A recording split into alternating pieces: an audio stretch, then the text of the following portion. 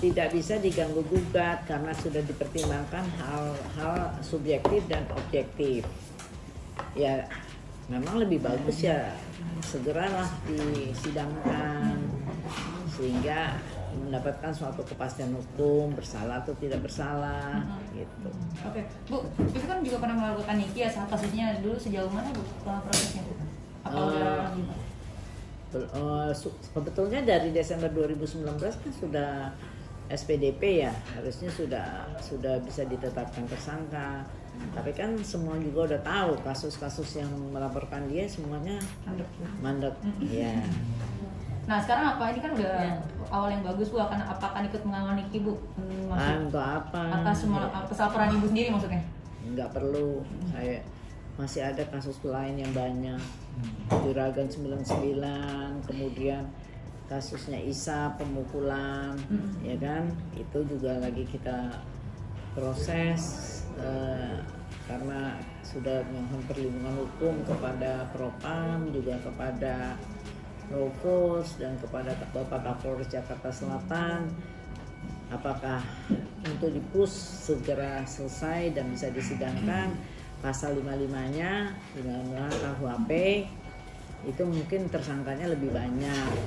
Dan kemudian kita menunggu juga kasus Mahkamah Agung, jika udah turun nanti Isa Sega juga akan melaporkan tentang sumpah palsu dan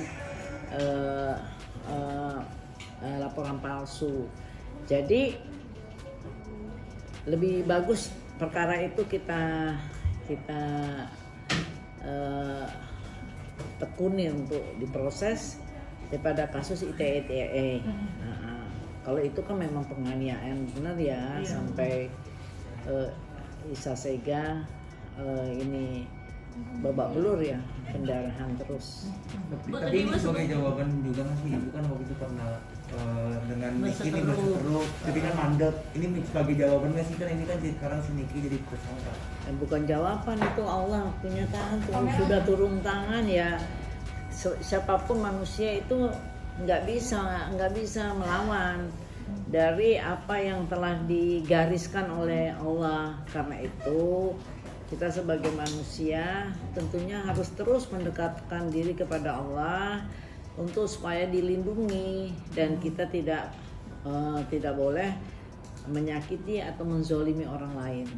Bu, tapi sebenarnya sama Indra tadi kan nggak Bu untuk menjadikan Niki tersangka? Apa? Mau berkolaborasi nggak sih Bu sama Indra untuk menjadikan Niki tersangka? Masing-masing urusan apa, saya aja udah dilupain aja kasusnya saya. Ya kan, karena Tuhan punya cara sendiri untuk melakukan suatu penegakan kebenaran dan keadilan. Atau ini menjadi karmanya Niki juga sih? Ya, kalau kita di agama Islam ya kayaknya tidak mengenal karma, tetapi kita mengenal siapa yang melakukan perbuatan dan dia harus menanggung bertanggung jawab terhadap perbuatan kita. Bu, sempat tanya nggak sih Bu, kenapa mandek itu dengan pihak kepolisian?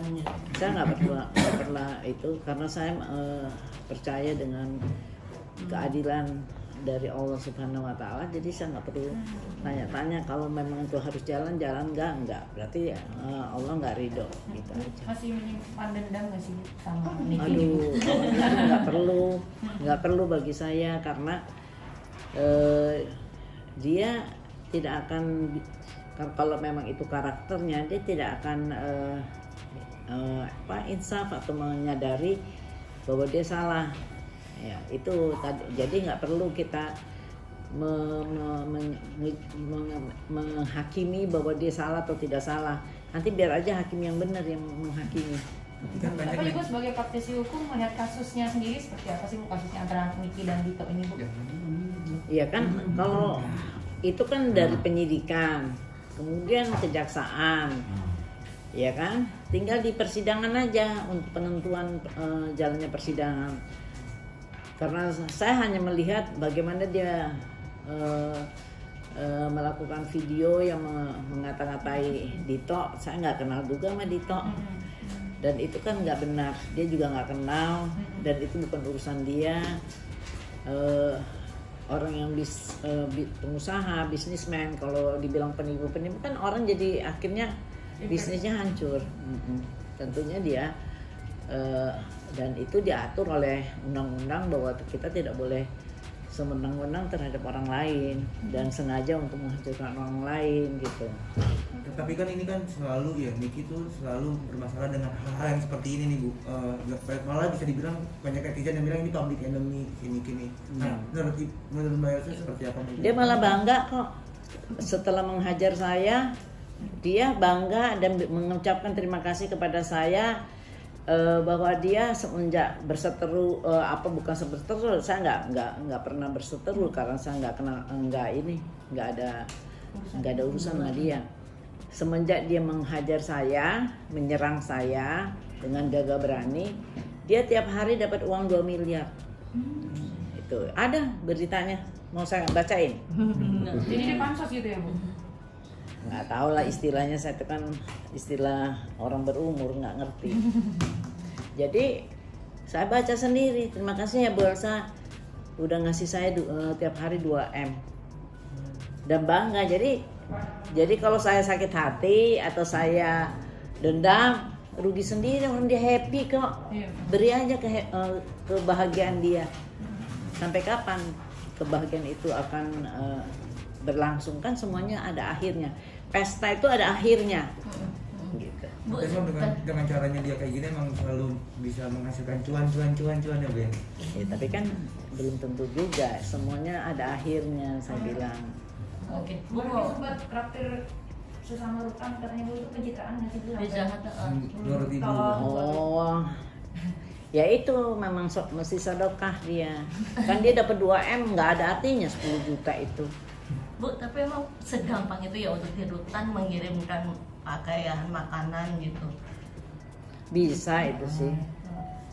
Maksudnya nggak ada aturan gitu, maksudnya berapa harusnya dikirim dalam gitu? Kalau uang cash mungkin itu, kalau makanan mungkin untuk dibagi-bagi juga nggak ada masalah. Nggak ada sih. masalah.